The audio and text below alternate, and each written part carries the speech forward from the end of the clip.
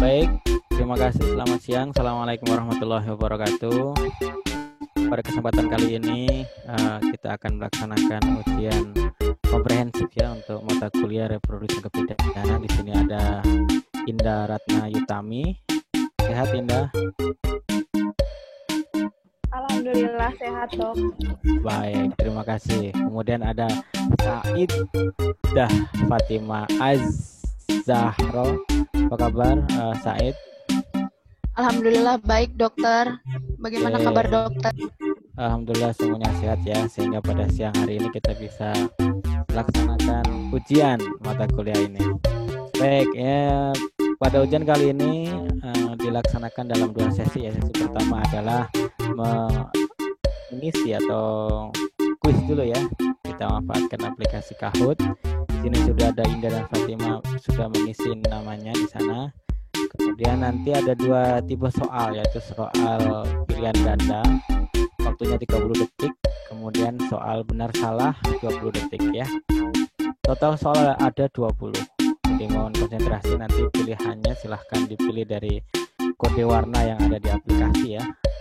Kemudian sesi kedua nanti kita berdiskusi terkait hal-hal yang sudah disampaikan atau didiskusikan atau dilatihkan di mata kuliah reproduksi kebidanan dalam 2 minggu terakhir ini ya, dalam mata kuliah ini. Baik, kita mulai saja ya. Saya mulai kuisnya, silahkan dimulai sebentar. Kuis reproduksi veteriner. Baik, soal pertama, deteksi kebuntingan secara ultrasonografi usia muda pada sapi dapat dilakukan pada saat kapan?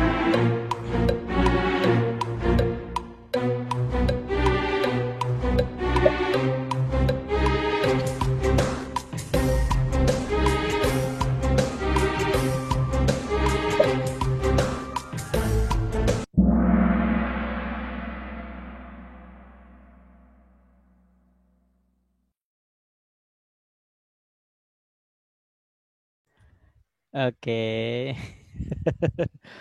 Baik. Jawabannya adalah kebuntingan dini ya, usia muda. Kalau kapan saja, masa usia 2 bulan, 3 bulan masuk. Nah, ini pengakuan nih, siapa yang menjawab salah? Saya dok. Kurang teliti baca soalnya. Oke, baik. Pemanasan ya.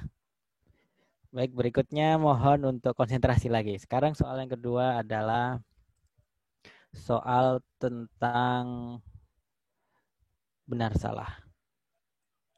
Siap-siap. Nah, sumbat lab adalah sumbat yang terdapat pada straw semen beku yang sifatnya tak dapat bergeser. Benar atau salah?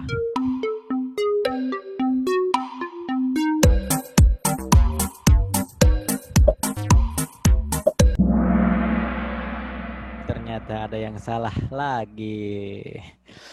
Baik, ini siapa ini pengakuan lagi? Siapa Saya ini? dok, deg-degan dok. Wah, deg-degan yang kedua, masih deg-degan ini. Baik, berarti Said masih memimpin jauh ya. Ini berat ini buat menyalipnya. Gak apa-apa, kita lanjutkan ya. Konsentrasi lagi. Apakah terlalu cepat? Rasanya 30 detik. Nah, mungkin Said ada tips apa begitu, silahkan Said. Boleh berkomen dulu sebelum kita lanjutkan. Keberuntungan dok. Gimana? Karena lagi beruntung aja dok. Oh gitu. Oke, baik, kita lanjutkan ya. Oke, kita lanjutkan. Jadi masih memimpin nih Said. Berikutnya. Oke, kita siap. Pertanyaan berikutnya. Evaluasi abnormalitas spermatozoa dalam ejakulat sebelum dibekukan tidak dapat dilakukan menggunakan pewarna. Apakah Gipsa, iosinokrosin, periodic acid C, ditlacina. Oke. Itu pemeriksaan lanjutan ya. Sudah mulai berskill ini ya, Indah ya. Baik, kita lanjutkan, kita lihat kecepatan menjawab.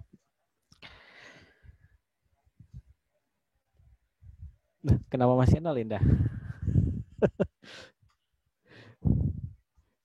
Dokter, ternyata saya keluar, Dok. Oh, keluar. Salah Iya, pencet. bagaimana, Dok? Iya. Masuk lagi coba. Tadi pinnya berapa? Ini ada.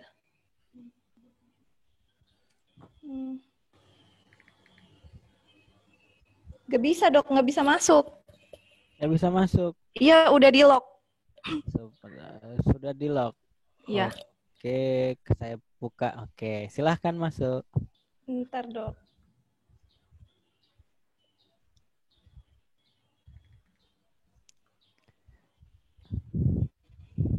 Sudah masuk 6377 893. Ya, udah masuk, Dok. Oke, saya kunci lagi ya. Baik, kita lanjutkan. Salah pencet tadi. Oke, spermatozoa yang tampak merah pasca towing pada evolusi viabilitas ditentukan oleh membran plasma utuh. Benar atau salah?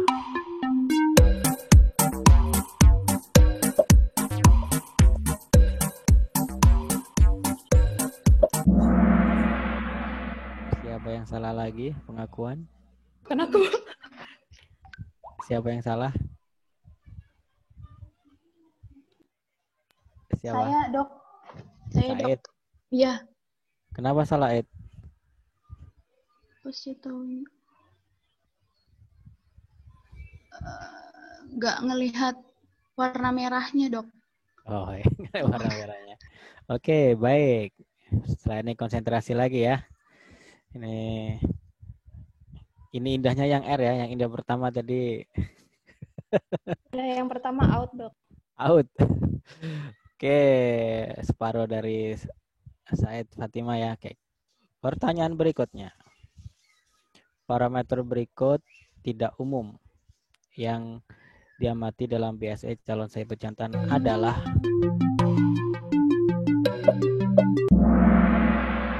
Oke, ini sudah menghafal ya. Karena saya tidak merubah soalnya. Oke, sudah menyaksikan di kanal ya. Oke, ini yang ini tidak saya rubah. Oke, konsentrasi soal berikutnya. Oke, 3, 2, 1. Sumbat lab, bagian dari serangkaian buku yang tidak dapat dipotong saat IB. Benar atau salah? Oke,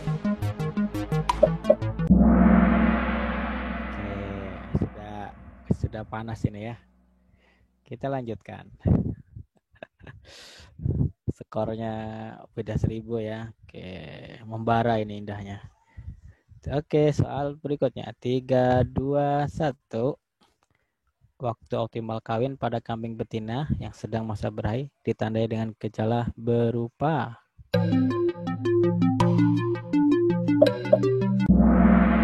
Oke, sudah bersikil ya ini ya. Sudah harus nggak boleh salah ya. Oke. Selanjutnya bedanya lumayan ya, Mas, 1100. 3, 2, 1.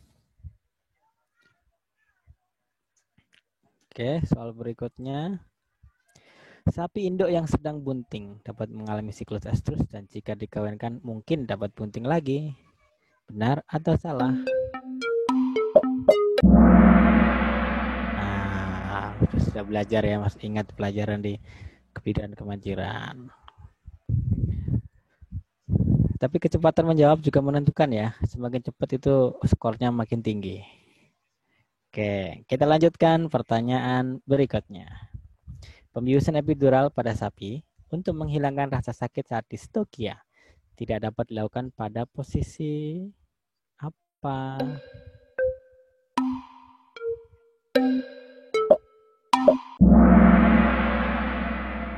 Oke ya. Saya kasih jawabannya 2. Paham berarti ya? Oke. Berikutnya. Benar atau salah? Tindakan pertolongan kelahiran dengan segera memecah kantung amnion yang menyembul sebaiknya segera dilakukan. Benar atau salah? Salah. Ya. Oke, sudah paham. Oke, masih cukup jauh mengejarnya. Oke, berikutnya. Penanganan retensio plasenta. Pasalnya sebagian dilakukan jika kejadian telah berlangsung berapa jam.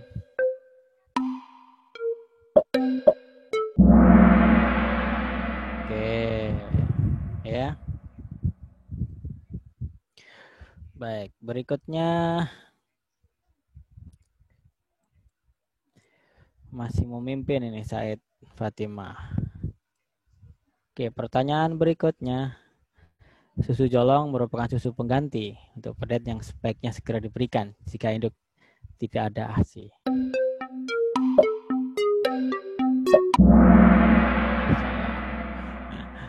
Beneran ya, susu jolong itu memang susu adalah kolostrum, bukan pengganti.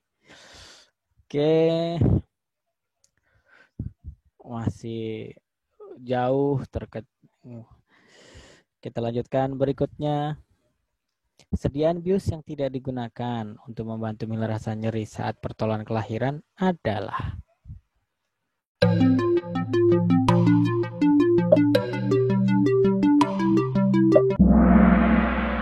Tarara, siapa yang salah? Siapa yang milik Noken? Aku dok, saya dok. Indah. Tahu Lignoken Iya, apa? soalnya nggak baca tidak. Lignocaine tuh sama kayak lidocaine. Oh. Cuman beda di struktur C. Iya. Oke. Tahu ya berarti ya. Tahu dok. Oh, makin jauh lagi nilaimu. Iya, nggak apa-apa dok. Oke, baik. Kita lanjutkan. Pertanyaan berikutnya. Benar atau salah? Kepentingan lanjut palpasi rektal tidak dapat dilakukan pada domba atau kambing. Oke, bisa ya palpasi rektal. Apalagi usianya lanjut. Oke, bedanya 2000. Kita lanjutkan pertanyaan benar atau salah. Pilihan ya. Gelombang folikel dalam satu siklus estrus sapi mungkin terjadi dalam beberapa gelombang. Berapa gelombang?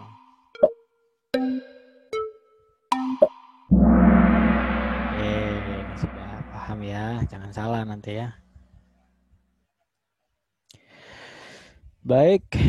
Pertanyaan berikutnya. Mencairkan saringan beku tidak dapat dilakukan menggunakan air sungai yang keruh dan berpasir. Benar atau salah?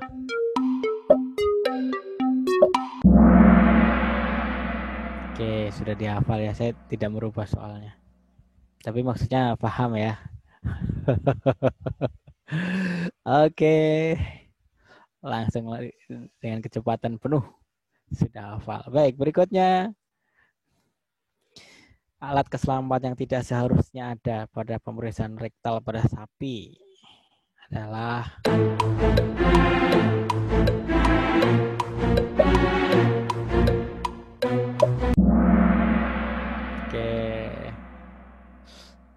ada yang agak lama menjawabnya. Mikir dulu. Oke, tapi kita lanjutkan ya. Baik, berikutnya pertanyaan benar atau salah kalau tanduk ekor bukan setelah gejala adanya nymphomania pada sapi. Oke, jadi benar ya jawabannya bahwa tanduk ekor adalah salah satu gejalanya. Mesti hafalin. Oke, terpaut 1000 ya. Oke, sudah mulai kecepatan tinggi ini. Oke, berikutnya adalah soal pilihan. Pengeluaran organ viscera fetus untuk menolong induk distokia dapat dilakukan menggunakan alat apa? Organ dalam.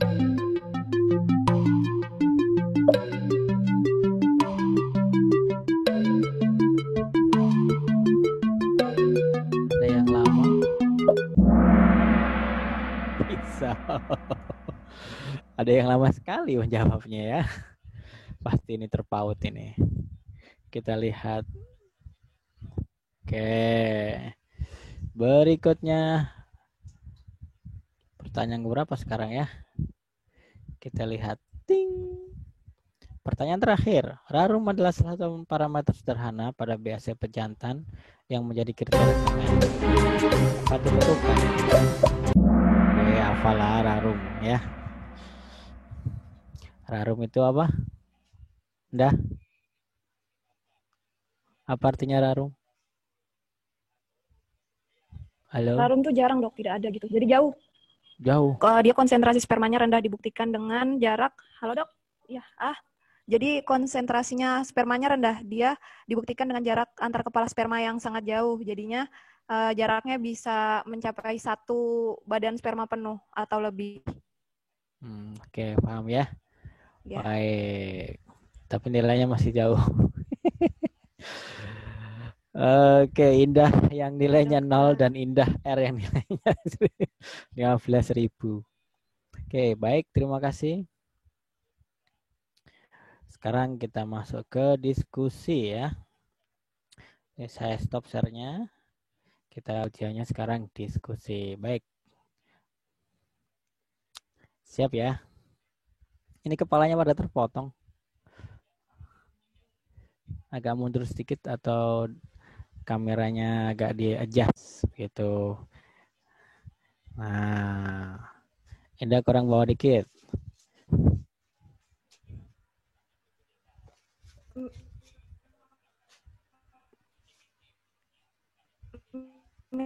Halo?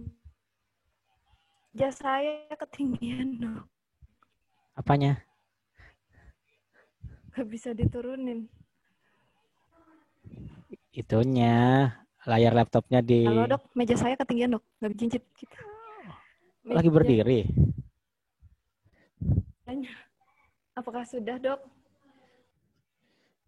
Apa namanya, monitornya ditekuk sedikit. Tuh.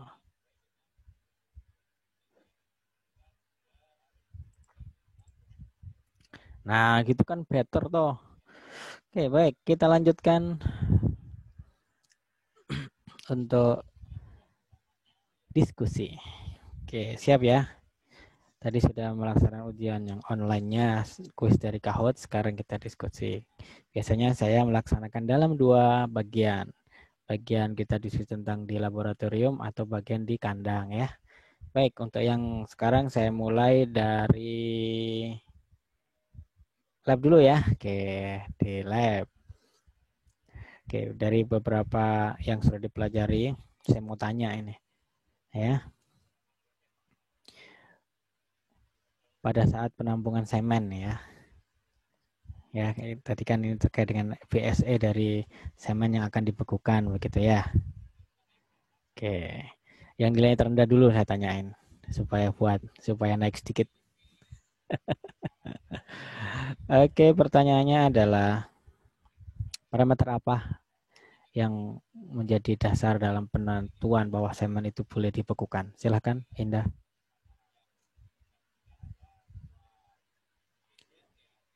Monitor Indah. Suara saya terdengar? Putus-putus dok. Kalau parameter, halo? Iya, halo. Ya, parameternya untuk bisa dijadikan semen beku ya dok ya. Kalau untuk semen itu bisa dijadikan semen beku jika semen segarnya itu mencapai motilitasnya itu mencapai di atas 70%, kemudian viabilitasnya di atas 85%, kemudian gerakan individu atau gerakan progresifnya minimal positif 3, atau positif 3 itu dia gerakannya moderat. Jadi dia gerakan maju dengan gerakan moderat, tidak terlalu cepat dan tidak terlalu lambat. Kemudian juga penetrasi spermatozoanya itu dia minimal masuk di konsentrasi yang semidensum. Kemudian caranya kalau misalnya untuk menentukan motilitas itu kita lihat bisa dari gerakan massa. Dari gerakan massanya ini bisa kita lihat dengan melihat adanya awan yang tebal kemudian berpindah dengan cepat. Sementara itu kalau misalnya viabilitas itu dapat dilakukan dengan pewarnaan eosin 2%. Nanti di situ dilihat ada warna atau tidak ada warna pada spermanya. Nah, dilihatnya itu kalau kemudian dibandingkan antara sperma yang hidup dibandingkan dengan jumlah total sperma yang ada. Nah, sperma yang hidup itu nanti dia akan berwarna bening, sedangkan yang mati itu akan berwarna merah, dia menyerap warna. Kenapa menyerap warna? Karena sperma yang mati itu dia memiliki membran plasma yang sudah tidak permeabel terhadap pewarna tersebut. Jadi dia lebih menyerap warna, sedangkan yang hidup itu dia itu tidak permeabel terhadap warna. Jadi kalau misalnya sudah mati karena terjadi kerusakan di membran plasmanya, permeabilitasnya menurun terhadap zat warna, jadi zat warnanya bisa masuk. Kemudian untuk melihat konsentrasi itu bisa dilakukan dengan 2 cara. Cara pertama itu bisa kita lihat dari jarak antar kepala, itu nanti harus dilakukan pengenceran dulu. Jadi misalnya kalau semen domba itu diencerkan 1:8 sampai 10, kalau semen sapi itu 1:3 sampai 4, kalau semen kuda atau babi itu 1:1 sampai 2. Jadi nanti satu bagian spermanya ditambahkan pengencer seperti perbandingan yang saya telah bilang tadi. Kemudian dilihat di bawah mikroskop dengan perbesaran 400 kali. Di situ dilihat jarak antar kepalanya. Jika jarak antar kepalanya hanya setengah dari kepala sperma itu masuknya dalam densum. Kalau jaraknya 1 sampai 1/2 dari kepala sperma itu adalah semidensum. Dan kalau jaraknya 1 badan atau lebih itu adalah rarum. Kemudian bisa juga dilihat menggunakan Nauber chamber. Nah, Nauber chamber ini nanti kita melakukannya sama seperti melihat konsentrasi dari sel darah merah. Jadi menggunakan pipet darah itu diisi sebanyak sebanyak 0,5, kemudian ditambahkan pengencernya sebanyak 110. Kemudian nanti dihomogenkan, kemudian dimasukkan ke dalam Nauber chamber, kemudian dihitung di 5 bidang pandang, kemudian dihitung perhitungannya itu jumlah sperma dikali 5 bidang pandang, dikali faktor pengenceran. Faktor pengencerannya itu nanti ada yang kalau misalnya sapi itu 1:300 sampai 400, kalau kuda 1:100, kalau apa lagi ya? Kalau kuda, terus kalau yang domba 1:800 atau 1:1000. Nanti itu faktor pengencernya dimasukkan dan dikali faktor pengalinya itu 10.000. Nanti didapatkan konsentrasinya. Seperti itu, Dok. Pertanyaannya itu tentang standar ya, tapi menjelaskannya tentang prosedur. Saya jadi bingung. Jadi berapa persen motilitasnya berapa? Motilitasnya berapa? Ya, motilitasnya di atas 70%, viabilitasnya di atas 85%, gerakan progresifnya di atas di positif 3. Abnormalitas berapa? Abnormalitasnya di bawah 5% atau di bawah 2%, Dok. Oke, baik. Berikutnya. Pertanyaan berikutnya masih di lab ya. Tadi kan terkait kualitas standar supaya semen cair atau ejakulat itu bisa diproses lebih lanjut menjadi semen beku. Nah, buat Said ini,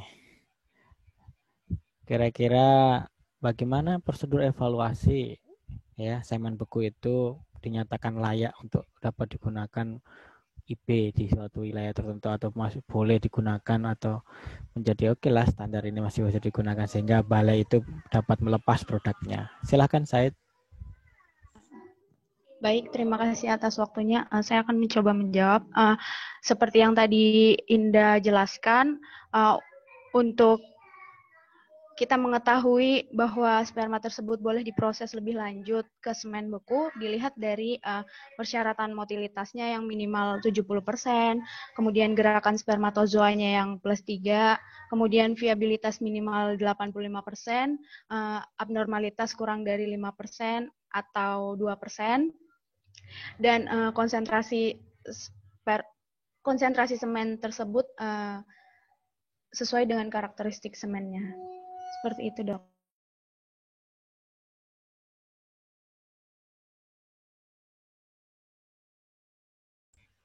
Ada tambahan lagi? Apakah cukup itu saja angka-angkanya?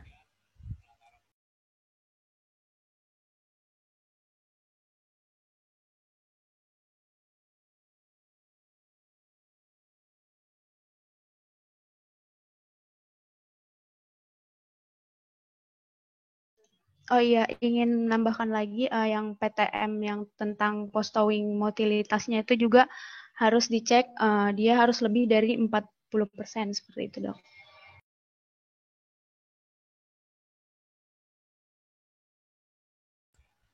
Oke, baik.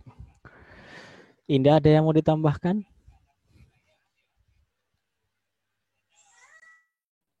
Kalau untuk jantan tertentu itu biasa jantan lokal menggunakan nilai recovery rate di atas 50%, Dok.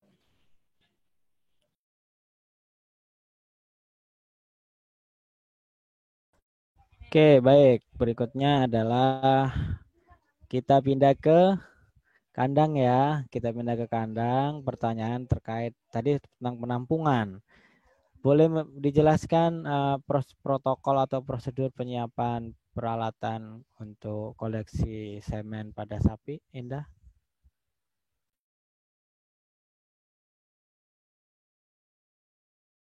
Ya, untuk persiapan peralatannya, kita kan biasanya kalau pada sapi itu menggunakan vagina buatan. Kita persiapkan dulu vagina buatan, kita bersihkan dulu. Pertama-tama itu kita mengisi selongsong yang pertama itu menggunakan di pentil pertamanya itu diisi menggunakan air hangat. Air hangatnya itu 50 sampai 55 derajat. Kemudian nanti suhu akhirnya harus mencapai 42 sampai 44 derajat biar sama seperti vagina aslinya.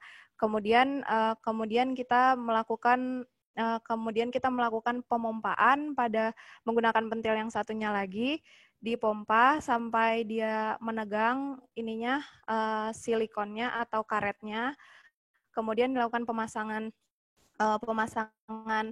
tabung yang untuk menampung sperma, kemudian ditutup, kemudian sepertiga bagian dari vagina buatannya itu dilapisi menggunakan KY gel atau bisa juga menggunakan vaselin. Tapi penggunaan vaselin ini tidak terlalu disarankan karena dapat mengkontaminasi dari spermanya itu sendiri, karena vaselin itu titik lelehnya lebih rendah daripada KY gel. Jadi mending menggunakan KY gel di sepertiga bagian depan vagina buatannya. Kemudian betinanya itu dipersiapkan di kandang jepit, kemudian jantannya juga dipersiapkan oleh handlernya, nanti diajak berjalan-jalan dulu, kemudian dibiarkan untuk mencium-cium betina, kemudian dibiarkan untuk mounting, kemudian ejakulat pertamanya itu bisa dibuang terlebih dahulu karena biasanya itu tidak mengandung spermatozoa tapi mengandung cairan-cairan pembersih. Kemudian kita jalankan, kita buat dia jalan-jalan lagi, kemudian dibuat mounting kembali, kemudian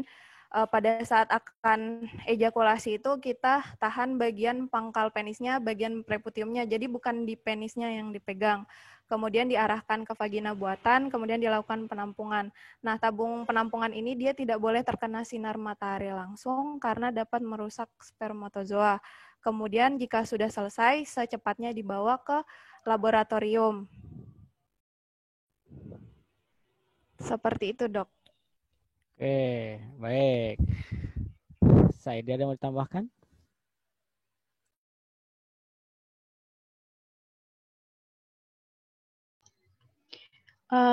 Mau ditambahkan biasanya penampungan semen ini diulangi sebanyak 2 kali karena penampungan semen ini yang kedua kalinya tuh semennya akan lebih banyak daripada penampungan yang pertama, Dok. Seperti itu. Dan sebelum dilakukan penampungan semen yang kedua harus sebaiknya diistirahatkan terlebih dahulu agar pejantannya itu tidak terlalu kelelahan, seperti itu, Dok. Oke, berapa kali mampu si pejantan melakukan mounting? Coba Indah, dalam sekali penampungan normalnya ya, sebagai seorang sebagai apa, seekor pejantan sapi yang dibalai begitu. Mountingnya ya dok ya? Atau ejakulasinya? Ya mountingnya, pertanyaan kan mounting. Kalau mau nambahkan ejakulasinya juga boleh. Iya, sehari bisa sekitar 5 kali dok.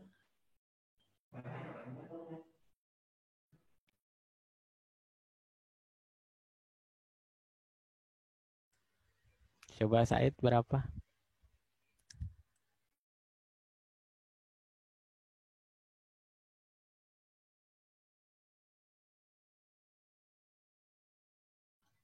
Lima kali bisa dok, tapi ya waktu untuk istirahatnya juga dia harus diperhatikan agar tidak kelelahan. Seperti itu dok.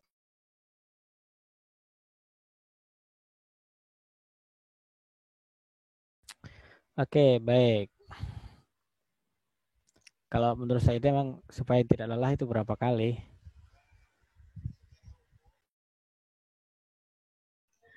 5 kali boleh, tapi jarak antara ke satu ke dua itu diistirahatkan 15-30 menit kira-kira. Dan 2 ke 3 seperti itu, dan seterusnya.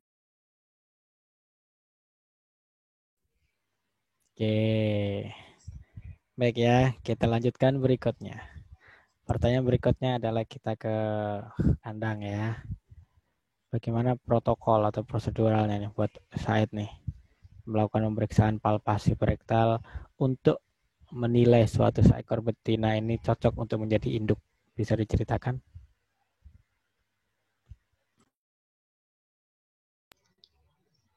Untuk jadi pejantan yang baik. Jadi kita menentukan pejantan yang baik sebagai calon bibit dok, maksudnya. Calon induk, pertanyaannya cara menseleksi calon induk di kandang.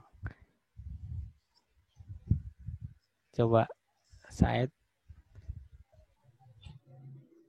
Kalau untuk calon indukan yang baik, yang pertama sudah pasti dia harus dewasa umur dan dewasa kelamin. Terus kemudian dia dilakukan pemeriksaan kesehatan, di mana betina tersebut itu harus sehat dan bisa dilihat BCS-nya, body condition score. Kemudian lihat dia betinanya itu bebas dari penyakit, kemudian memiliki kemampuan reproduksi yang baik. Kemudian dengan palpasi rektal kita juga bisa melihat terjadinya perubahan, misalnya pembesaran dari bentuk kornea uteri seperti itu, atau bisa juga dilakukan pemeriksaan terhadap ovariumnya. Apakah ovariumnya itu mengalami pembesaran atau pengerasan seperti itu. Kemudian pemeriksaan terhadap lubang kelahiran juga diperiksa dengan palpasi rektal. Kenapa begitu? Agar saat melahirkan itu dia tidak kesulitan dalam mengeluarkan sang anak seperti itu.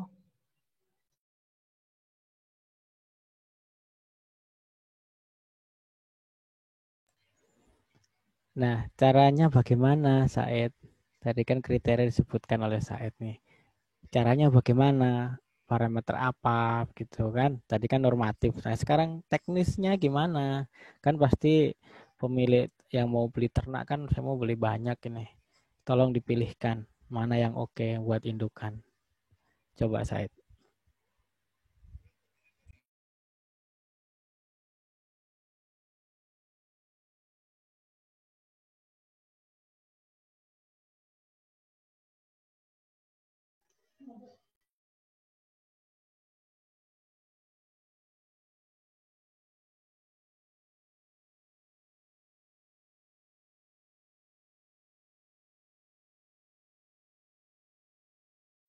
Maksudnya cara palpasi perektalnya, Dok?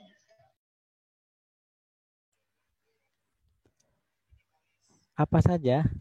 Ya, bisa palpasi, bisa apa? Bagaimana cara menseleksinya? Mau datang nih satu kapal begitu ya, atau satu datang sekian ribu ekor dari Australia atau dari mana, kita kan mengimpor, atau ada suatu peternakan rakyat yang komunal besar sekali, mau diambil beberapa nih. Nah, coba saya Kalau semisal dari lebar pelvisnya terlebih dahulu ya, Dok. Kalau misalnya kita melihat itu dengan pengukuran menggunakan pelvimeter yang pelvimeternya itu alat pelvimeternya itu dimasukkan ke dalam ujung rektum dengan vaselin sebagai pelicin. Kemudian pengukuran tersebut itu dilakukan melalui rongga pelvis pada posisi ventral dan horizontal seperti itu. Dan kemudian untuk vertikalnya sendiri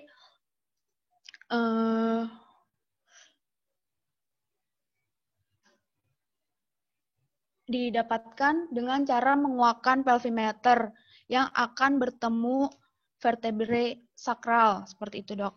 Sedangkan untuk ujung bawah pelvimeternya bertemu dengan simfisis pubis. Selanjutnya di dalam pulvimeter tersebut ada angka yang tertera, ada skala. Selain itu pengukuran horizontal juga dilakukan dengan menyatukan kembali bagian ujung pelvimeter secara perlahan.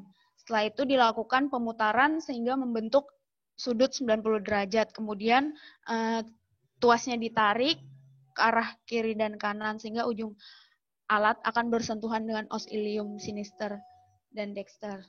Kemudian ada pembacaan skala di dalam pulvimeternya. Itu untuk pemeriksaan pembesaran pulvis, bagian pulvisnya, Dok. coba Indah, apakah cukup itu saja? Pertanyaan yang sama ini, silakan Indah. Kalau menurut saya bisa dengan pelvimeter tadi. Kemudian pada saat palpasi juga kita melihat ovariumnya itu minimal dia besar, dia itu biasanya normalnya 3,8 cm. BCS-nya itu dia minimal BCS-nya 3, tapi paling baik itu 3,5. Kemudian bisa juga dilihat dari vaginoskop, itu kita mengeluarkan vulvanya, dilihat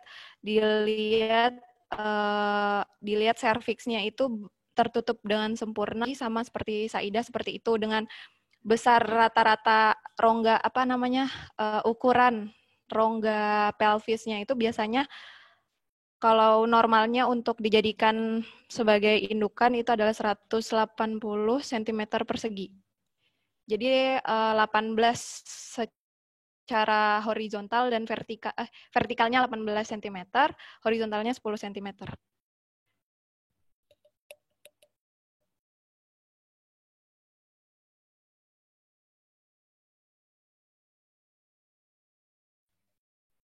Seperti itu, Dok.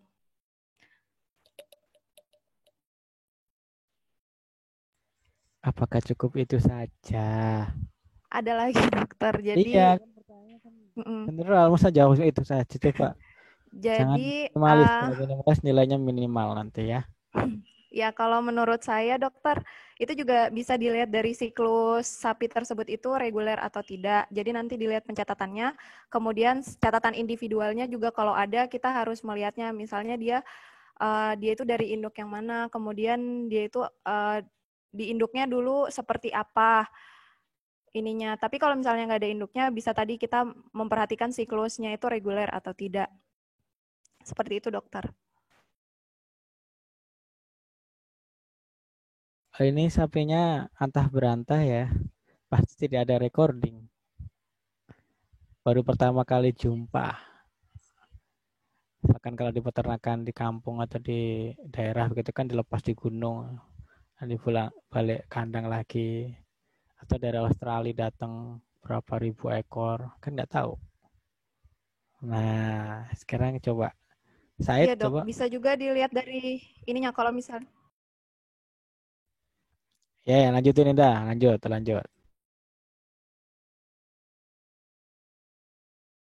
bisa juga dilihat dari scoring kematangan dari uterusnya, dilihat dari kornua uterinya pada saat dipalpasi dokter.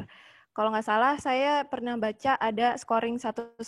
Jadi dari 1-5 itu menunjukkan tingkat kematangan dari uterus, kemudian dari ovariumnya itu dilihat juga seberapa ukurannya, sama dilihat perkembangan folikel, dirasakan perkembangan folikel di dalamnya, kemudian dilakukan perhitungan dok.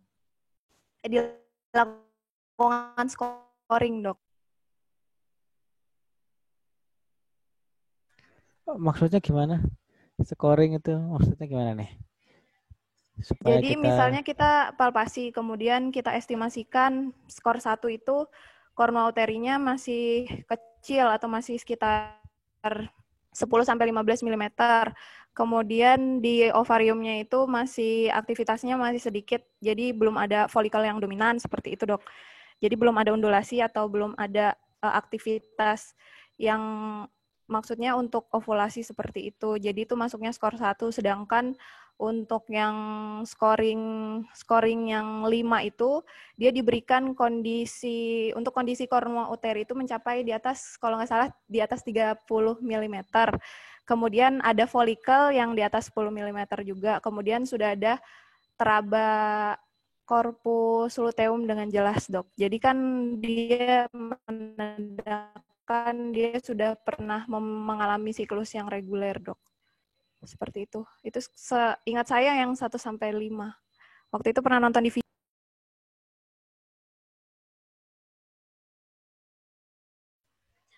Oke, coba saya ditambahkan melengkapi. Coba.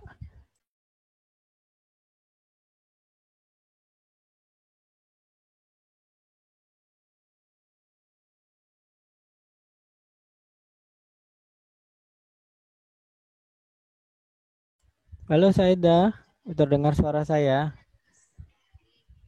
Terdengar dok. Kalau menurut saya, kalau misalnya untuk perhitungan tersebut dilihatnya tuh dari kematangan organ reproduksinya. Misalnya karena tahap ini tuh bisa dapat mengukur pubertas seperti itu. Tapi saya belum terlalu tahu yang tentang yang Indah bilang tadi, dok. Sebenarnya.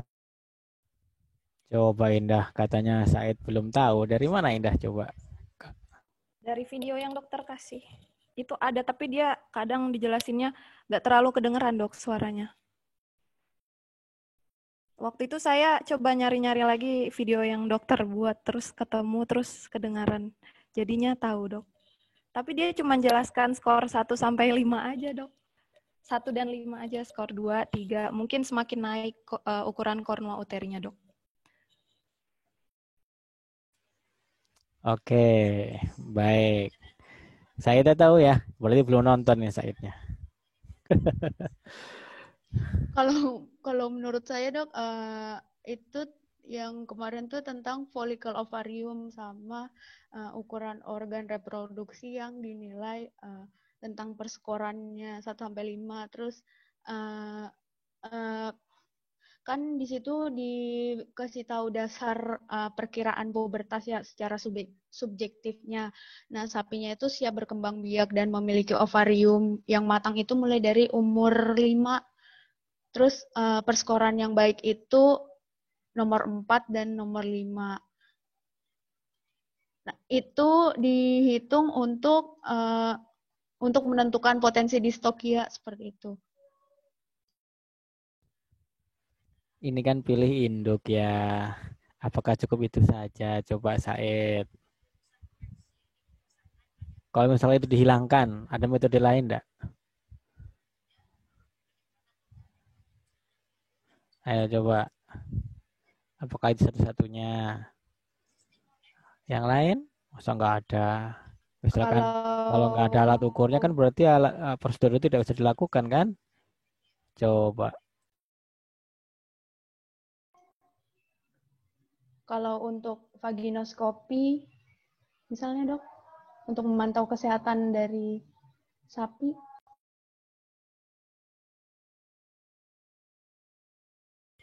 Misalkan vaginoskopi pun nggak ada. Coba, bagaimana cara menentukan? Masa harus sekarang nggak ada vaginoskopinya, saya nggak bisa. Karena nggak ada pelvimeter, nggak bisa begitu. Coba saya.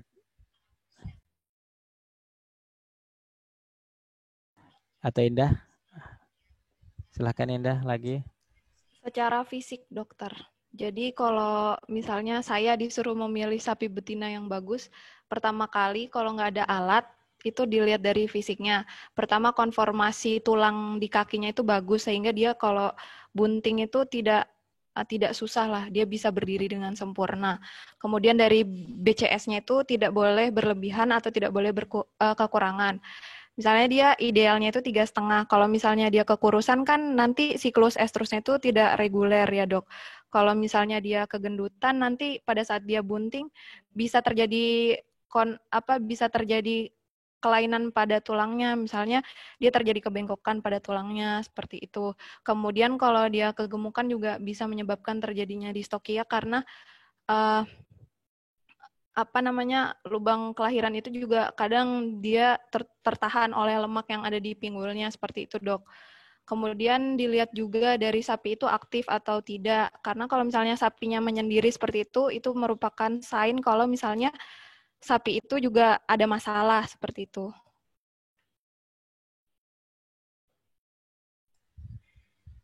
Seperti itu?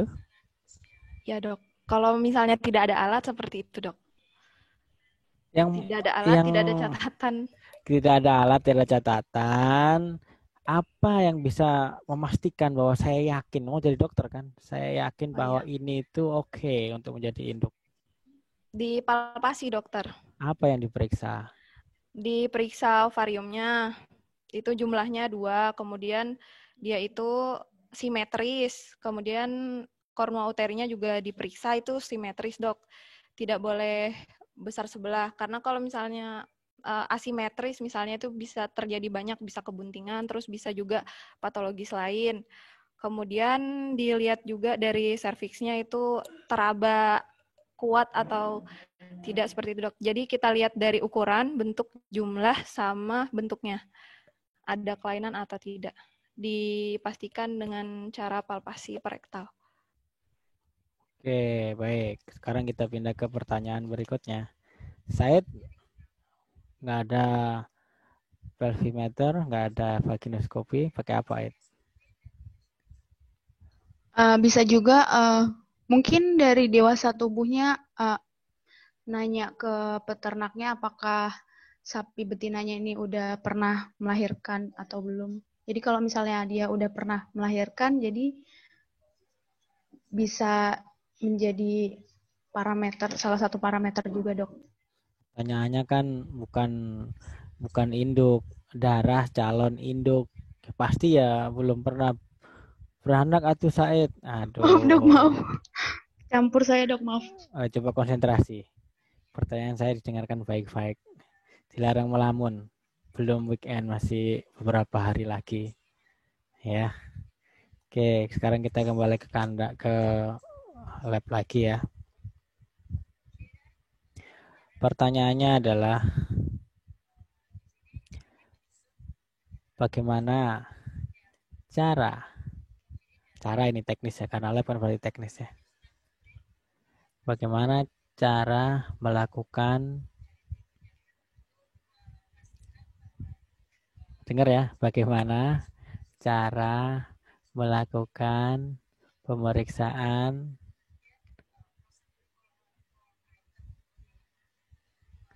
sudah dapat materinya teknologi reproduksi oosit yang oosit ya ini ya, oosit pasti sudah dikasihkan oosit yang oke dalam tanda kutip untuk dapat difertilisasi oleh spermatozoa sehingga nanti menjadi embrio. Coba silahkan siapa dulu nih? Oke, Said.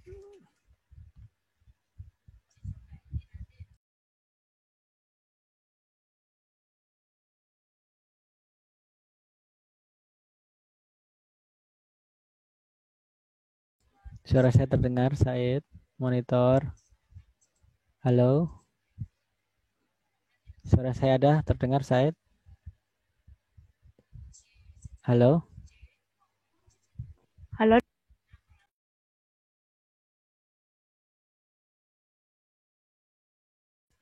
Ya, silahkan dijawab kalau terdengar.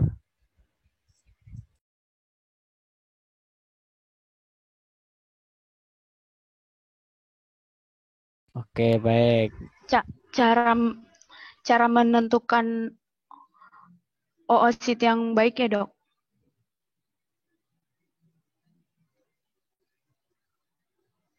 Dokter? Iya, pertanyaan saya kan tadi itu kan, bagaimana caranya? Coba, Said.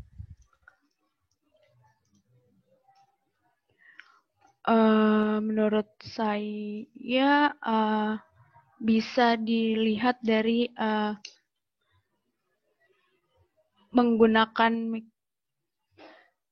mikroskop, pemeriksaan lab, Dok.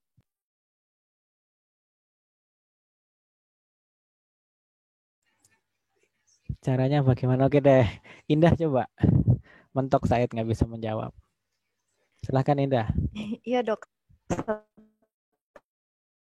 Tahu saya kalau oosit itu yang bisa divertilisasi itu yang mencapai metafase 2. Itu dibuktikan oleh membran nukleusnya yang utuh dok. Karena biasanya kalau belum mencapai yang matang itu dia masih dalam itunya benang-benang kromatinnya itu cepet-cepet gitu dok. Misah-misah dok.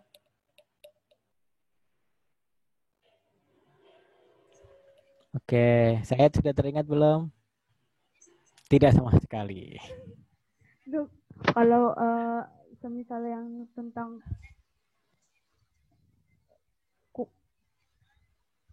Cek sound yang suaranya. kumulus berlapis yang Mohon mikrofon jangan digenggam.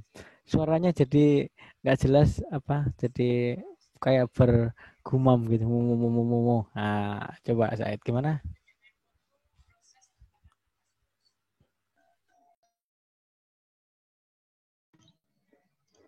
kalau tentang kumulus yang lebih dari 3 lapisan yang ooplasma.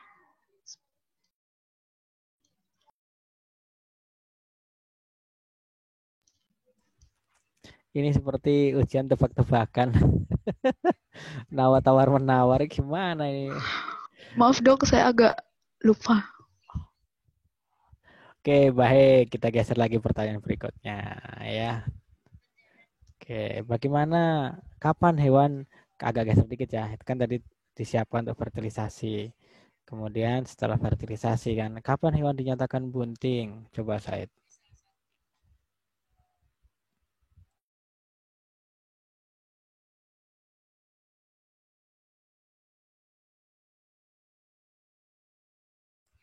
Monitor Said. Makin tenggelam aja ini Indah juga. Mulai Kalau rebahan. kalau Said itu sudah mulai 16 apa 16 sampai bersandar gitu. 17 hari, Dok. Gimana? 16 sampai 17 hari, Dok. Coba dibuat kalimatnya lengkap. Bukan pilihan ganda ya, ini menceritakan, mendeskripsikan definisi kapan hewan itu dinyatakan bunting. Jawabannya adalah bla bla bla bla bla bla, panjang satu paragraf. Silahkan Said. Hewan tersebut dinyatakan bunting setelah 20 hari.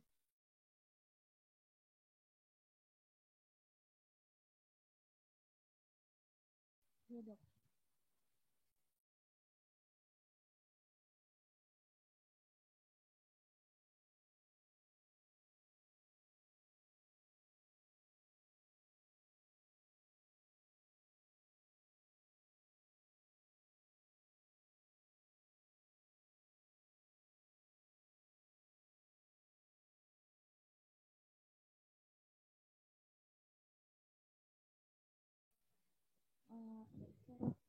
Uh, Kemudian saat palpasi. Nggak ada suaranya, Said. Jangan Halo? digenggam Said. Dari tadi kita menungguin kok diem aja. Maaf Gitu. dokter, ya Allah. Astagfirullah. Coba diulang. Saat palpasi rektal itu ditemukan fetal slip dan membran fetal slip, Dok, pada 30 hari pasca mating. Seperti itu, Dok.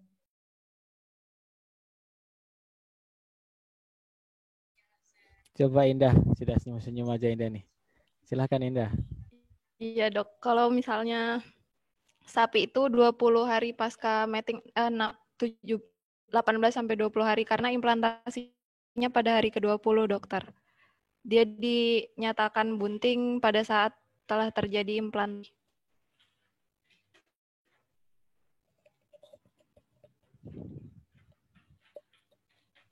Terus Halo dia dok. kemana dulu? Pertama itu kan Ceritakan yang dia detail lah, ceritanya detail lah. ya. Satu paragraf Jadi bukan satu kalimat. iya dok. Jadi pertama fertilisasi dulu di ampula kan dok. Dia jadi zigot yang masih 2 sel itu dok. Nanti dia habis singgami jadi badan pronukleus jantan betinanya bersatu, kemudian membentuk badan polar 2. Itu bulat-bulat itu dok, yang zigotnya masih 2 sel, kemudian dia zigot 4 sel, 8 sel, kompaksi, kemudian dia morula kan dok, 3 sampai 4 hari itu jadi embrio tahap morula. Tahap morula itu nanti dia mengalami kompaksi, kemudian dia membentuk rongga blastosol, jadi dia jadi sel embrio blastosit. Nah, embrio blastosit itu biasa dia 7 sampai 9 hari itu jadi blastosit. Habis kompaksi terus ada rongga blastosolnya, itu dia nanti yang terdiri dari ICM sama tropoblast itu dok, 7 sampai 9 hari. Kemudian 16 hari itu dia hatching. 16 sampai 18 hari dia hatching, dari situ terus bisa terjadi yang berkelana wandering, terus habis itu pada hari ke-20 dia implantasi dok. Pas implantasi ini nanti dia sebelum implantasi ada si embrio yang tropoblastnya ini dia mengeluarkan sinyal zigot iya, tropoblastnya itu nanti ada bovine tropoblast itu dok, jadi memberikan sinyal kepada uterus supaya dia bisa melekat. Nanti juga kalau misalnya dia berkelananya di situ-situ aja, berarti dia ipsilateral sama CL. Kalau misalnya dia berkelananya jauh, dia bisa implantasinya kontralateral sama CL dok. Gitu, pada hari ke-20 dia implantasinya dok, setahu saya kalau di sapi. Oke, coba Said bisa melengkapi, sudah mulai teringat belum? Silakan Said. Diakaskan lagi ceritanya, bagian dari apa yang disampaikan oleh Indah. Silakan Said.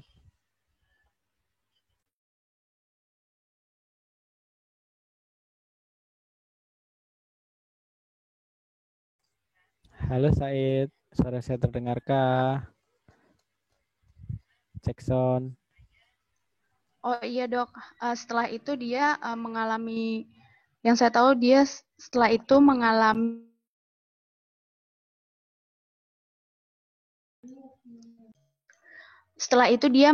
gastrulasi dok, yang saya tahu.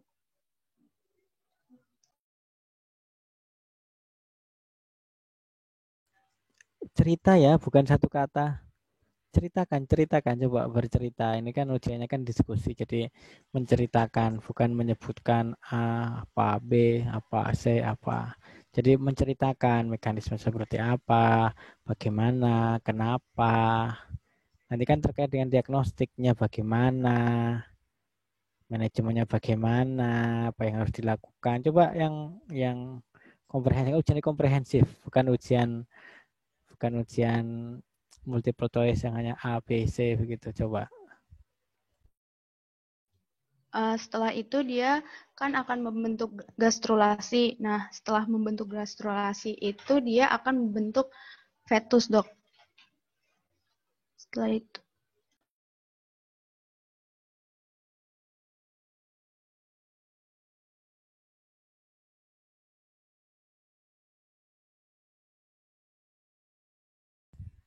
Coba Indah, sepertinya Saida bingung merangkai kata-kata.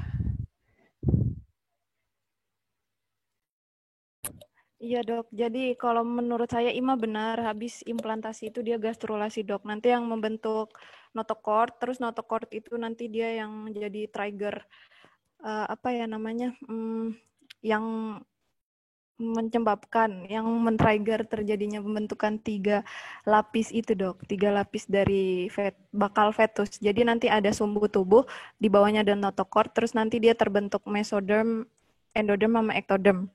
Nanti yang jadi bagian tubuh, yang ektoderm itu dia jadi fungsional seperti otak, kulit, jantung, terus yang mesodermnya itu dia jadi organ, sama endodermnya itu skelet, dok. Oke, baik. Kita ganti pertanyaannya. Bagaimana melakukan diagnosa kebuntingan? Coba Said, gampang sekali ini. Coba diceritakan. Bukan menjawab satu kata atau satu kalimat, itu ceritakan dalam bentuk paragraf. Silahkan, Said.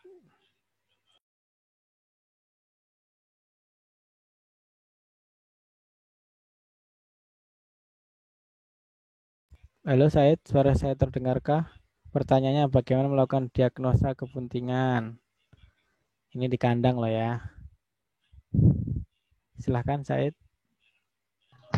Kalau untuk pemeriksaan kebuntingan di kandang, bisa dipalpasi perektal, kemudian dirasakan ada membran fetus dan fetusnya, kemudian tanda-tanda utamanya misalnya 35 hari itu terdapat fetal membran slip, terus ada fetal slip, terus kemudian selnya ada di ovarium. Kemudian untuk 60 hari kornua uterinya tuh sudah asimetris. Kemudian uterusnya masih ada di rongga pelvis. Untuk 90 hari kornua uterinya juga sudah asimetris dan semakin jelas. Uterusnya mulai turun dari rongga pelvis, dia menggantung di simpisis pubis. Kemudian untuk 120 hari dia fremitus. Dia fremitus di arteri uterina media. Dia denyutnya lemah. Seperti itu, Dok. Yang saya Frame itu tadi berapa? 210 hari. 120 hari. Berapa bulan?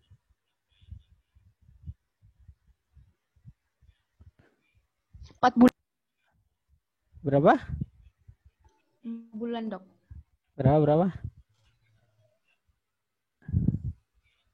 Suaranya terputus. 4 bulan, Dok.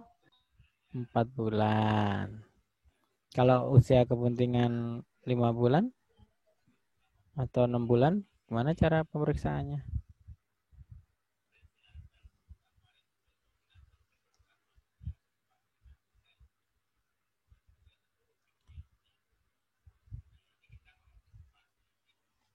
Jackson Said. Halo. Dari karankulanya dia udah teraba, Dok. 4-5 cm. Seingat saya. Coba Indah. Gimana cara melakukan pemeriksaan kebuntingan pada sapi misalkan? Kalau misalnya secara kimiawi itu bisa mengukur kadar progesteron pada hari ke-18 setelah mating 18, 21 dan 24. Kalau peningkatan estrogen pada hari itu udah positif hamil, Dok. Kemudian bisa juga USG itu bisa sekitar 18 sampai 20 hari. Dilihat dari kantong amnionnya itu nanti terlihat seperti kantong bulat, kemudian anekoik, kemudian ada sedikit yang hiperekoik seperti itu, Dok.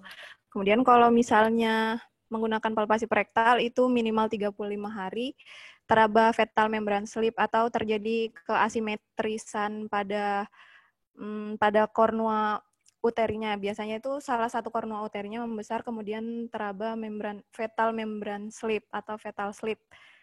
Cuman kalau untuk rasanya sendiri saya kurang tahu, dokter, soalnya belum pernah mendapatkan. Setahu saya juga kalau setelah itu 60 hari kemudian dicek lagi itu dia mulai asimetris, lebih terasa asimetris kornuanya, tapi belum turun kornua uterinya, masih di rongga pelvis. Kalau 90 hari itu dia kornua uterinya itu sudah mulai turun ke rongga pelvis. Kalau umur 120 hari itu fremitusnya sudah terasa pada arteri uterina media itu ipsilateral. Jadi misalnya dia asimetrisnya di kanan, jadi nanti fremitusnya itu di dinding kornua yang kanan, di dinding lateralnya.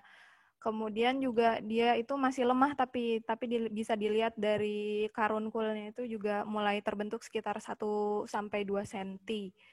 Kemudian pada umur 150 hari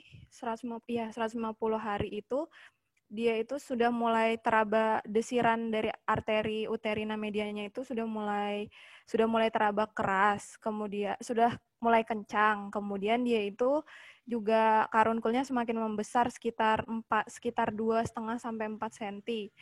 Pada umur 180 hari fetusnya itu sudah mulai teraba. Desirannya juga semakin kuat, sama karunkulnya 4 sampai 5 cm.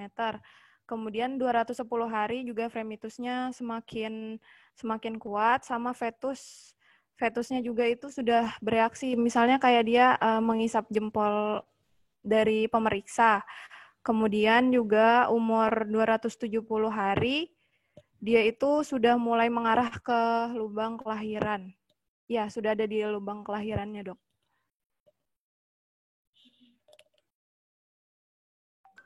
Oke, baik. Sekarang kita bertanya balik ke belakang. Ya, pertanyaan ini saya dari tadi nggak bisa menjelaskan secara paragraf based answer. So, saya coba balik ke belakang. Pertanyaannya adalah, kenapa pada saat berahi itu keluar lendir? Silahkan Said untuk menceritakan.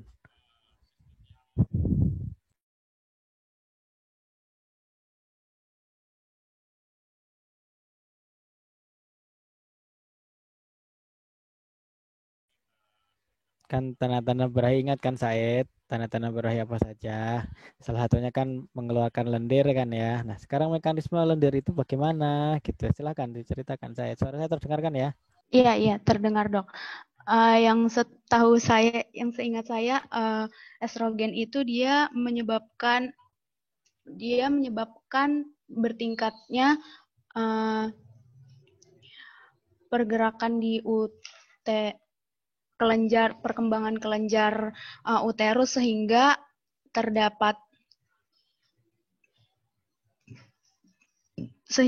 dia menghasilkan leleran di sekitar uterusnya, dok.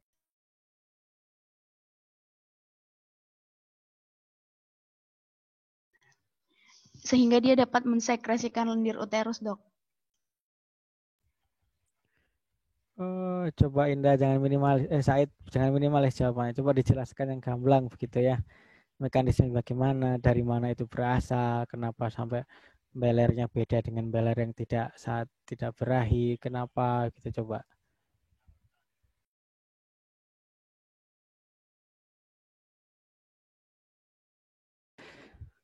Gimana Said? Coba Indah. Saidnya sepertinya kesulitan lagi. Silakan Indah untuk menjelaskan. Jadi kalau pada estrus itu kan dia estrogennya mencapai maksimal, dok. Nanti itu di uterus juga dia semakin meningkat reseptor terhadap estrogennya, sehingga dia terjadi perkembangan dari kelenjar-kelenjar yang ada di endometriumnya itu sendiri. Kemudian kelenjar tersebut mengeluarkan sekresi lendir yang bening karena dia merupakan kelenjar yang aktif, dok. Karena kelenjar yang aktif itu akan mengeluarkan sekresi yang bening seperti itu. Kemudian estrogen juga kan menyebabkan kontraksi di uterus, kemudian dia juga meningkatkan aliran darah di uterus, sehingga kontraksi dari uterus itu menyebabkan keluarnya lendir tersebut. Kemudian aliran darah di situ juga menyebabkan pembentukan dari sekretan dari kelenjar tersebut semakin tinggi, karena kan itu kan saling berkesinambungan, Dok. Makanya juga ada panas, kemudian tegang, seperti itu, Dok. Coba Said, di-extend lagi jawabannya Indah. Dieksplor lagi, diperpanjang paragrafnya coba Said.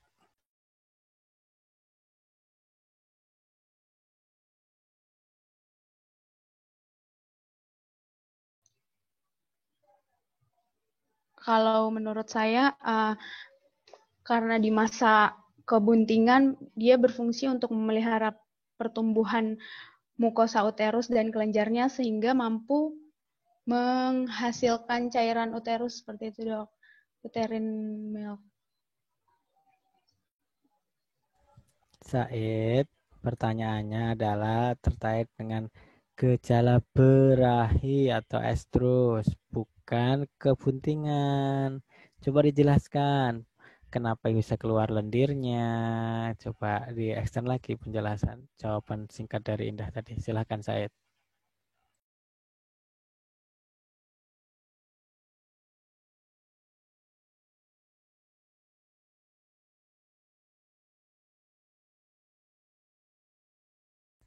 Suara saya terdengar Said. Cek sound.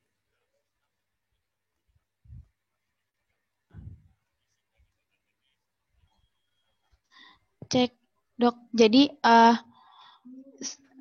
estrogen itu,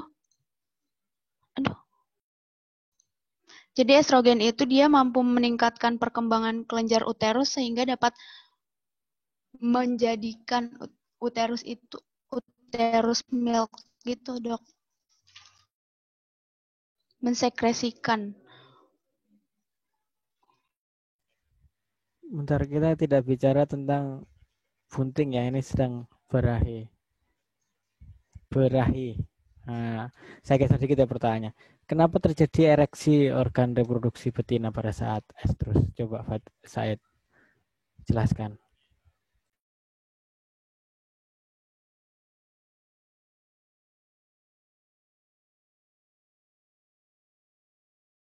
Dia dapat meningkatkan pembuluh darah, kemudian pembuluh darah itu dia jadi vasodilatator seperti itu, Dok. Maksudnya vasodilatator, pembuluh darah, maksudnya gimana? Coba ceritakan yang jelas dan lugas, jangan ada yang informasi hilang di antara kalimat itu.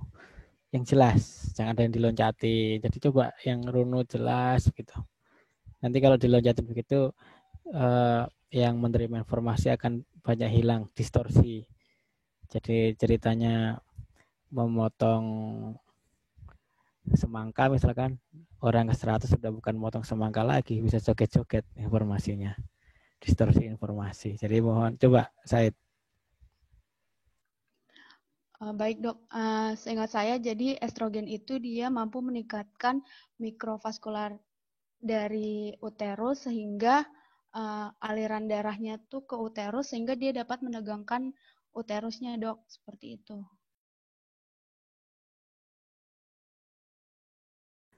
Kenapa kok memilih-milih gitu darahnya ya? Nggak ke semua badan, kok situ aja yang ereksi, bukan tangan apa kaki depan, telinganya atau ekornya. Kenapa hanya organ reproduksinya yang ereksi? Coba Said. Karena reseptor estrogennya ada di uterus, dokter.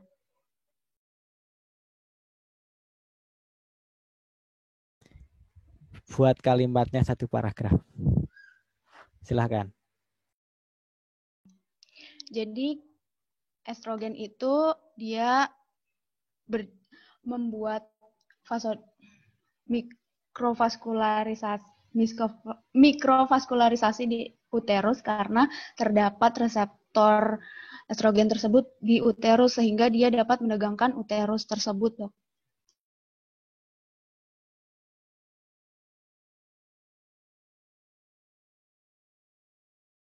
Coba dikombinasi dengan jawaban awal, dengan jawaban yang tadi, kalimatnya. Coba gimana cerita komplitnya, silakan.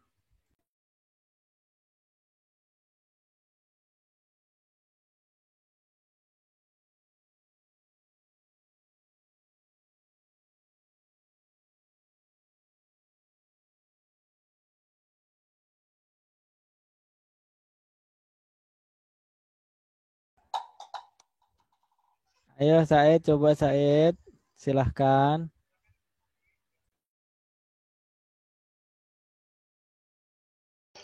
Jadi uterus itu dapat meningkatkan estrogen tersebut dapat meningkatkan mikrovaskular di uterusnya, Dok. Karena di dalam uterus itu terdapat reseptor dari estrogen sehingga dia membuat uterus menegang, kelenjar uterus menegang, Dok.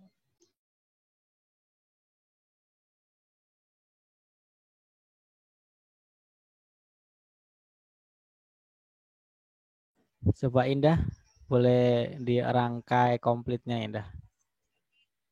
Iya dokter. Saya coba ya dok. Jadi estrogen akan menyebabkan peningkatan mikrovaskularisasi pada uterus. Mikrovaskularisasi terbentuk karena uterus memiliki reseptor sensitif yang terletak pada uterus. Selain itu juga estrogen menyebabkan pengembangan kelenjar uterus karena pada kelenjar uterus juga terdapat reseptor dari estrogen tersebut. Perkembangan dari kelenjar uterus tersebut akan menyebabkan disekresikannya sekretan atau lendir yang dikeluarkan pada saat estrus. Kemudian mikrovaskularisasi itu menyebabkan terjadinya penegangan pada uterus sehingga uterusnya menegang kemudian memanas karena terdapat vaskularisasi aktif yang menuju ke uterusnya, Dok.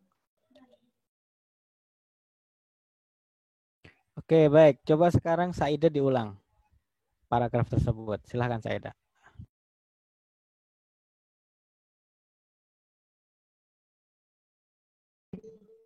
Jadi estrogennya itu dia mengarah ke uterus karena dia dapat menyebabkan peningkatan mikrovaskularisasi di uterus karena di uterus itu terdapat reseptor dari uterus sehingga dapat menegangkan uterus dan dapat mengeluarkan seperti itu, Dok. Masa paragrafnya seperti itu? Coba bikin paragraf sendiri coba refreshing refresh dari paragrafnya Indah tadi coba. Saya ayo.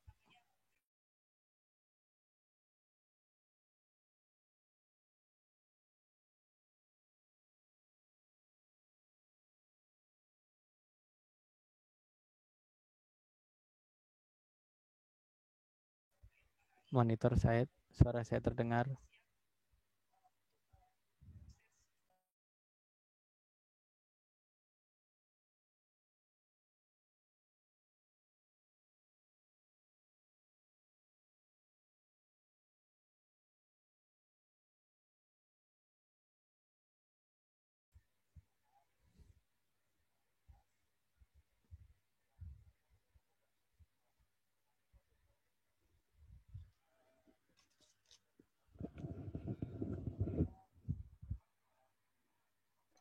Halo, dokter. Dokter, cek.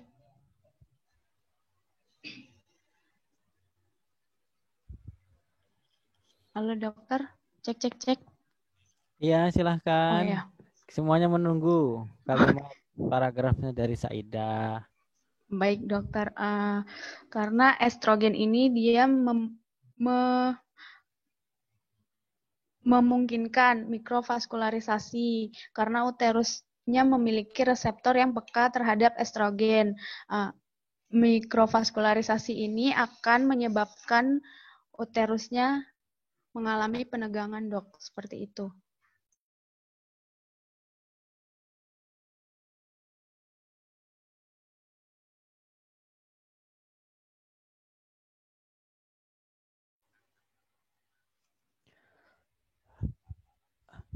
Oke, Saidnya minimalis banget ya. Maksud saya ini adalah belajar bagaimana menjelaskan sesuatu. Nanti akan jadi dokter hewan misalkan di dinas, dokter hewan praktisi, dokter hewan di satwa liar, dokter hewan di laboratorium, dan dokter apapun kan pasti harus mampu menjelaskan sesuatu kan. Entah itu swasta ataupun bukan swasta, negeri ya gitu kan. Pasti akan ada istilahnya komunikasi efektif gitu ya kepada klien, menjelaskan ini mekanisme seperti ini loh. Nah, maksud saya seperti itu. Jadi itu coba kenapa saya minta jawabannya adalah paragraf, bukan multiple choice. Nah, kalau informasinya loncat-loncat, nanti klien atau atasan atau bawahan yang menerima instruksi bisa salah. Oke, oke, kita pindah ke pertanyaan berikutnya. Harapan saya bukan jawaban multiple choice ya, tapi jawaban yang menjelaskan ya. Oke, baik. Pertanyaannya adalah, tadi kan hewannya sudah bunting ya.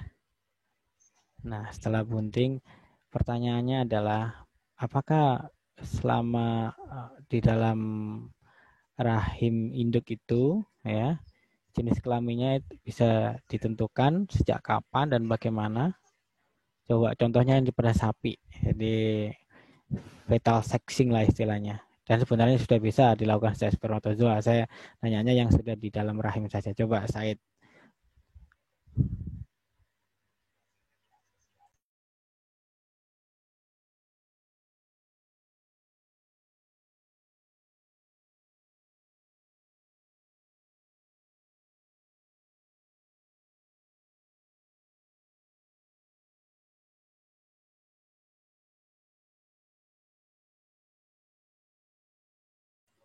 Halo Said, coba diceritakan kapan mulai organogenesis itu selesai, kapan organ reproduksi fetus itu nampak.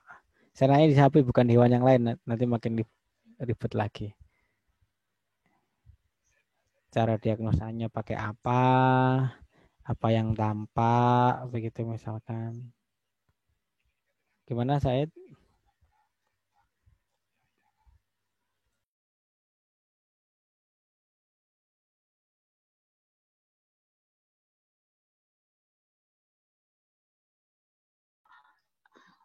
Bisa dokter, setahu saya dia bisa dilihat dari USG pada 50 hari kebuntingan.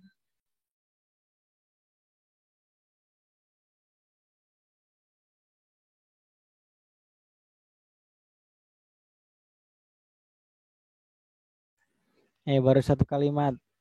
Paragraf itu minimal 3 kalimat. Coba dirangkai kalimatnya.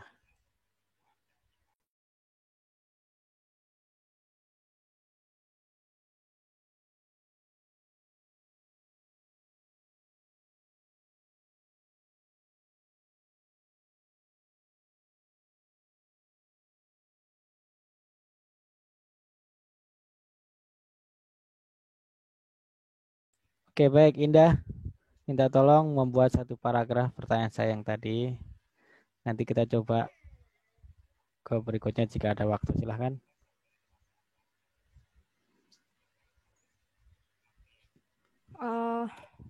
Jadi kalau untuk menentukan jenis kelamin pada sapi itu bisa dilakukan USG di umur kebuntingan di atas dari 2 bulan. Nanti ada, kalau misalnya kita beruntung itu dok, nanti terlihat pada saat fetusnya itu dia posisinya ventrodorsal atau dia sedang terlentang di dalam rahim induk. Kemudian nanti akan terlihat di situ postur kepala, tungkai, kemudian postur ekor. Nah, nanti jika dia itu jantan, maka nanti akan terbentuk arah panah yang jadi nanti akan terbentuk arah panah antara ekor, kemudian tungkai belakang dengan pelvis. Jadi arah panahnya itu condong ke depan, sedangkan kalau misalnya betina, panahnya itu condong ke belakang. Seperti itu, Dok. Kalau dari USG-nya saya bisa memberitahu gambarannya seperti itu, Dok. Kemudian bisa dilihat di atas 2 bulan.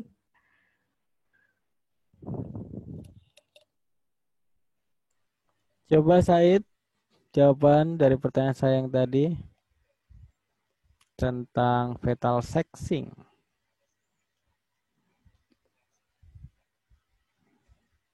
Halo Said, suara saya terdengarkah? Atau sedang sibuk mencari jawaban? Mikrofonnya di unmute, jangan digenggam nanti nggak ada suaranya.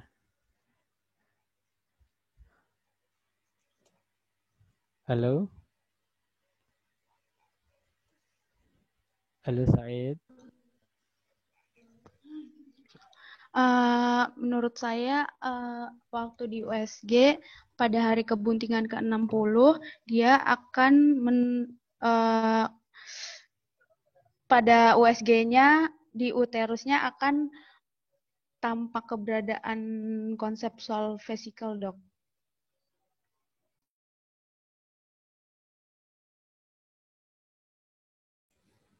Oke, baik. Masih bisa dilanjut atau kita sudahi saja karena banyak yang tidak bisa dijawab. Terlalu susahkah pertanyaan saya?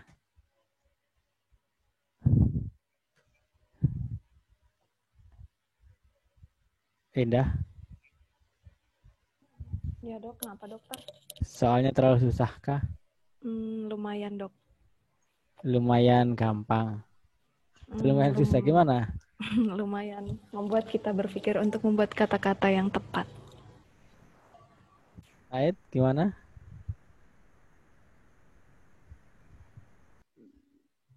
Lumayan, Dok. Lumayan apa? Lumayan membingungkan. Sudah didapatkan semua kan materinya ini pada mata kuliah ITR maupun di IKK. Kemudian dalam pembekal beberapa dosen yang lain kan ada.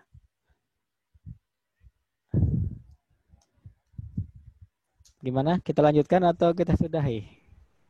Coba Said, cukup dengan jawaban dari apa yang diberikan atau bagaimana ini? Coba Said.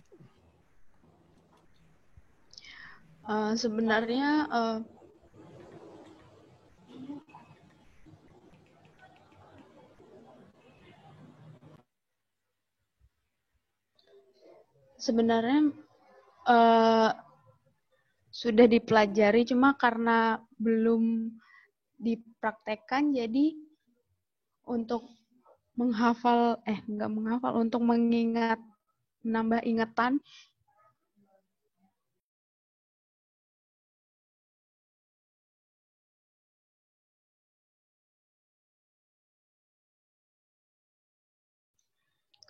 sebenarnya sudah dipelajari, cuma karena tidak dilakukan, maksudnya tidak diadakan praktikum, jadinya agak-agak lupa gitu, Dok.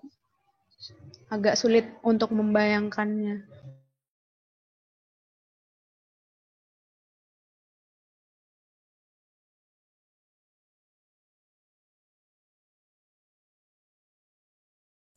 Oke, baik. Sepertinya waktunya juga sudah 2 jam ya. Dari jam 1, 2, 3. Antar lagi baik. Saya kira kita cukup saja. Jadi nanti ditengok lagi rekaman ini. Nanti jawabannya silahkan dilengkapi beneran lengkap ya. Jangan menjawab dalam singkat-singkat karena saya kira bisa di browsing disertakan sumbernya ya. Bukan copy paste tapi mohon untuk dikerjakan. Kemudian nanti diunggah di LMS dan saya siapkan menunya untuk diunggah. Selambat-lambatnya hari Sabtu ya. Masih ada waktu 2 hari untuk menjelaskan pertanyaan saya yang tadi ya. Dari yang pertama. Oke. Jangan minimalis. Kalau minimalis nanti nilainya juga minimal. Ada yang mau disampaikan, Said? Semoga pandemi ini cepat berakhir, Dok, sehingga kami semua bisa hands on dan bisa mendapatkan ilmu. Suaranya nggak dengar, bergumam. Kayak kumur-kumur, coba jangan digenggam mikrofon. Oh, iya. Semoga pandemi ini cepat berakhir, Dok. Amin. Dan semoga kita semua dapat mengaplikasikan atau hands on sehingga kita dapat mengingat lebih baik dari sebelumnya. Amin. Itu aja, Dokter. Terima kasih. Indah, coba. Iya dok. Semoga cepat berlalu dok pandeminya. Karena kalau secara daring seperti ini kita sangat sulit untuk membayangkan walaupun melihat videonya tapi tidak mengerjakan langsung, rasanya sangat sulit, Dok. Apalagi di reproduksi kan kita seharusnya benar-benar mendapatkan skill-nya, karena nanti pun yang di lapangan pengetahuan memang nomor satu, tapi kita kalau pengetahuan tanpa soft skill sendiri itu tidak ada apa-apanya, Dok.